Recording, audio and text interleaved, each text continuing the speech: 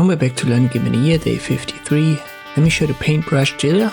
First up, there's also this minor function lock brush to view. So you can simply lock the brush orientation, you could say. It's not really visible when you use a circle because the rotation of a circle doesn't make any difference. But for other ones I've shown you, you can adjust the angle.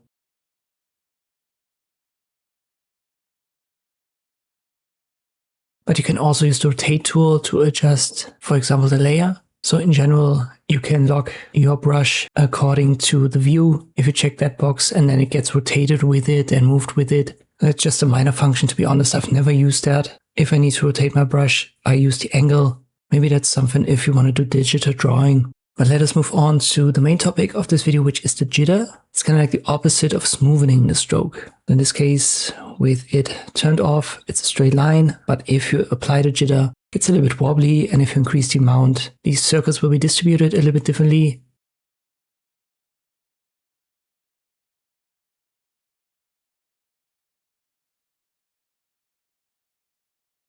And if I make small circles and add, let me say, incremental, go down with the opacity. Already shown you in an earlier video how you could create such a dot pattern relatively quickly. And with this jitter amount, you can do that even faster because now it gets distributed a little bit differently, spread out some more. It looks more chaotic. So for totally random results, this is the function that you need. Apply the jitter, increase the spacing, and then you might also want to use incremental and go down with the opacity. And then you're going to have this effect right here.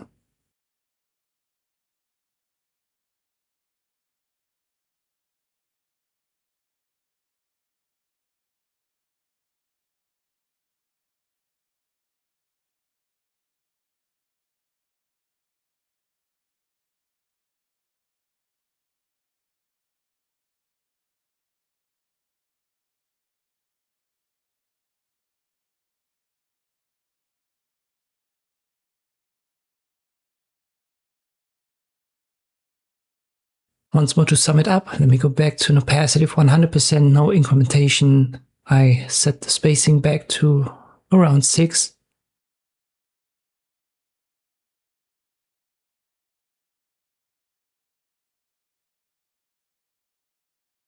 And the top line here is with no jitter and the one below with it. So if you want to have a more chaotic, randomized kind of line, add the jitter effect and then adjust the amount. The higher you go, the more chaotic it will be. I hope this video was helpful. Thank you for watching and I'll see you next time.